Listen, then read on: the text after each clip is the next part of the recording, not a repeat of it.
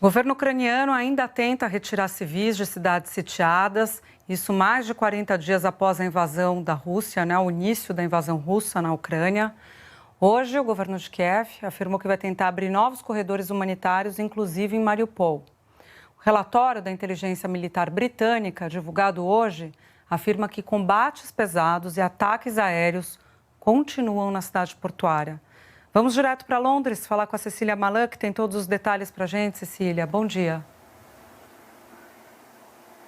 Bom dia, Júlia. Bom dia a todos. Segundo o Ministério da Defesa daqui, a situação humanitária em Mariupol está piorando a cada hora.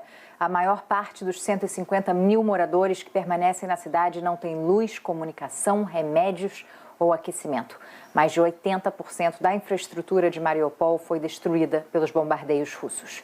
As tropas ucranianas até conseguem manter alguns bolsões de resistência, mas não se sabe por quanto tempo. As forças russas impedem o acesso de ajuda humanitária e praticamente todos os corredores humanitários fracassaram porque os ataques não são interrompidos. Ao todo, o governo ucraniano pretende abrir 11 dessas rotas de fuga hoje para a saída de civis presos em cidades sitiadas, mas as pessoas que tentarem deixar Mariupol terão que usar seus próprios veículos porque os comboios da Cruz Vermelha não estão conseguindo chegar à cidade. Segundo o jornal americano The New York Times, mais de 200 pessoas estão desaparecidas na cidade de Borodianka, na região norte de Kiev. O prefeito interino informou que esse número é apenas uma estimativa. Ontem, o presidente da Ucrânia chegou a dizer que a situação na cidade pode ser ainda pior do que o horror visto em Bucha. A Procuradoria-Geral da Ucrânia disse que está investigando quase 4.500 crimes de guerra que teriam sido cometidos pelos russos. O órgão cita casos de estupro e violência sexual. O governo também afirma que pelo menos 165 crianças já morreram por causa da guerra.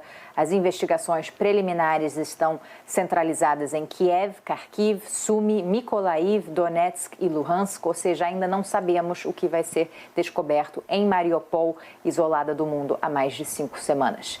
E chegou a informação de que um motorista morreu depois de bater o carro agora de manhã contra a embaixada da Rússia em Bucareste, capital da Romênia. Acidente ou ato deliberado ainda não se sabe, a polícia investiga. A identidade do motorista ainda não foi divulgada. Júlia. Cecília, você tem informações também sobre sanção, porque mais sanções, Tem a discussão sobre o carvão agora, a Alemanha resistindo à sanção total de gás e petróleo. Conta pra gente. Embaixadores europeus, Júlia, estão reunidos para discutir a 5ª rodada de sanções que deve incluir bancos e indivíduos russos, além da proibição de importações de carvão, o que pode causar um prejuízo anual de 4 bilhões de euros ao Kremlin. A ministra do Exterior da Alemanha disse que esse é o primeiro passo para um embargo a todas as importações russas de combustíveis fósseis. Essa é uma questão sensível, porque 40% do gás consumido aqui na Europa vem da Rússia. Mas o presidente do Conselho Europeu também reconheceu que medidas contra a compra de petróleo e gás da Rússia vão ter que ser adotadas mais cedo ou mais tarde. Do lado americano, o pacote de sanções pretende isolar ainda mais a Rússia da economia mundial. Entre as medidas previstas, que são todas coordenadas entre Washington, o G7 e o Bloco Europeu, está a proibição de novos investimentos na Rússia. Na noite dessa terça, o governo americano anunciou mais 100 milhões de dólares em ajuda militar para a Ucrânia. O dinheiro será usado para fornecer armas antitanque para os ucranianos. Desde que a guerra começou, 42 dias atrás, os Estados Unidos já se comprometeram a doar um total de 1 bilhão e 700 milhões de dólares em equipamento militar. Se dirigindo ontem ao Conselho de Segurança da ONU, o presidente ucraniano não mediu palavras. Volodymyr Zelensky questionou a capacidade do Conselho de realmente promover a segurança no planeta e pediu que a Rússia seja expulsa do grupo. O embaixador russo se defendeu das acusações de crimes de guerra, mas sem apresentar as provas prometidas de que o massacre em Bucha foi uma armação planejada pelo governo em Kiev, com a cumplicidade de todos aqueles que denunciaram as atrocidades. No caso, moradores, militares, jornalistas estrangeiros no local, funcionários de organizações humanitárias, todos juntos nesse complô, segundo a Rússia. Vamos ver na reportagem de Felipe Coagdo. A sala estava cheia de diplomatas, mas o convidado mais aguardado participou à distância, direto de Kiev. Num discurso duro, Volodymyr Zelensky pediu ação. Senhoras e senhores, vocês querem fechar a ONU? Vocês acreditam que o tempo dos direitos internacionais já passou? Se a sua resposta for não, vocês precisam agir agora.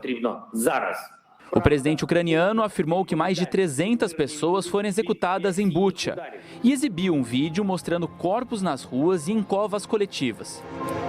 Ele pediu que os responsáveis sejam julgados por crimes de guerra e criticou o direito ao veto no Conselho de Segurança da ONU. O Conselho é formado por 15 países. 5 são integrantes permanentes: China, Reino Unido, França, Estados Unidos e Rússia. Basta que um desses países vete alguma resolução aprovada no Conselho de Segurança para que ela não saia do papel. Graças a esse poder, a Rússia conseguiu vetar todas as decisões que foram tomadas contra ela aqui no Conselho de Segurança da ONU desde que o país invadiu o território ucraniano. Zelensky pediu que os russos sejam retirados do Conselho. A Rússia é agressora e o motivo dessa guerra. Vocês precisam fazer tudo o que for possível para trazer a paz. O embaixador russo contestou, apresentando uma versão bem diferente. E mais uma vez, nós ouvimos um monte de mentiras sobre nossos soldados. Nós entramos na Ucrânia para levar paz a Donbás. Não estamos atirando contra alvos civis para preservar vidas. E é por isso que não estamos avançando tão rápido quanto esperavam. A Casa Branca avisou que vai impor novas sanções à Rússia em resposta aos últimos ataques. Já nesta terça, a Casa Branca anunciou que não vai mais permitir que a Rússia pague suas dívidas com dólares estocados em bancos americanos. Segundo a porta-voz, Jan Psaki, a medida visa esgotar os recursos financeiros da Rússia. O secretário-geral da ONU disse que nunca esquecerá as imagens horríveis de civis mortos na cidade ucraniana de Bucha.